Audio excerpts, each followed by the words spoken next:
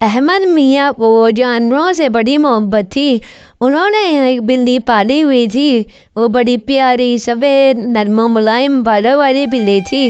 احمد میاں ہر وقت اپنی بلی کے لاڑ اٹھاتے رہتے۔ اتنی توجہ اور محبت پا کر بھی بلی تھوڑی مغرور ہو گئی تھی۔ ایک بار احمد میاں اپنے دوستوں کے ساتھ جنگل کی سیر کو گئے۔ وہاں انہیں ایک پیارا معصوم کا خرگوش مل گیا۔ بس پھر کیا تھا، احمد میاں تو تھے ہی جانوروں کے شوقین۔ وہ خرگوش کو گھر لے آئے اور بڑے پیار سے پالنے لگے۔ یہ دیکھ کر بھی بلی کا حسد مارے چل گئی۔ جب وہ احمد میاں کو خرگوش کے ساتھ کھیلتے اور پیار کرتے دیکھتی تو غصے سے اس کا خون کھول جاتا۔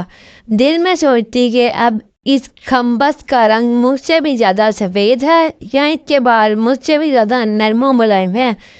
نہیں، یہ تو میرے سامنے کچھ بھی نہیں ہے۔ جب کبھی احمد میاں گھر سے باہر جاتے بھی بلی کو تو موقع مل جاتا وہ بیچارے خرگوش کو ڈرانے کے لیے خوب گرراتی اور اپنے تیز ناخنوں سے اس پر حملہ کرنے کی کوشش کرتی۔ ایسے میں خرگوش کونے گدھیرے میں چھپ کر اپنی جان بچاتا۔ اس کا ننھا سا دل خوف سے کانپ اٹھتا۔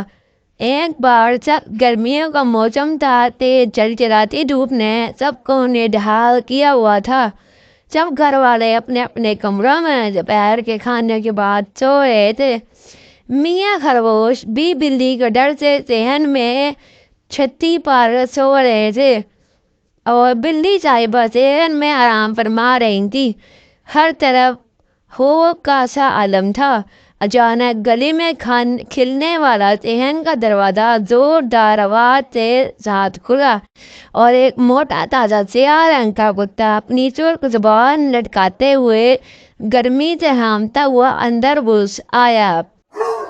بلی ہڑبڑا کر اٹھی اور کتے کو دیکھتے ہی اس کی روح پناہ ہو گئی۔ کتے کی نظر جب بلی پر پڑی تو بلی کی جانب بڑھا۔ بلی نے ڈر کے مارے ہلکی سی آواز نکالی۔ چھتی پر سوئے ہوئے خرگوش کی آنکھ کھل گئی۔ اس نے نیچے جھانکا اور سارا ماجرا دیکھ کر اس کا ننھا سا دل حلق میں آ گیا۔ کتا گرراتا ہوا بلی کی جانب بڑھا۔ یہ منظر دیکھ کر خرگوش کے دل میں خیال آیا کہ چلو اب اچھا ہے، آج بیگم صاحبہ کو مزہ آ جائے گا۔ کتنا جلدی تھی مجھ سے، ہر وقت میرے سکون کی دشمن بنی رہتی تھی۔ آج اسے پتہ چل جائے گا۔ مگر پھر اچانک اس کی نیک فطرت نے اس کے دل کو سمجھایا کہ چلو جیسی بھی ہے میری ساتھی ہے، مجھے اس کی مدد کرنی چاہیے۔